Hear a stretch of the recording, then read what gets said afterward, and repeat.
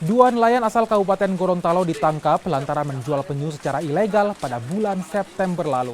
Penangkapan ini dilakukan setelah polisi menerima laporan. Pelaku menjual penyu hasil tangkapannya dengan harga Rp400.000. Selain itu, Kepolisian Perairan Laut dan Udara Polda Gorontalo juga menangkap 3 nelayan yang melakukan penangkapan ikan dengan menggunakan bom ikan. Kini, para nelayan ini menjalani pemeriksaan. Tujuan pertamanya adalah nembak ikan, mencari ikan karena memang mereka adalah nelayan.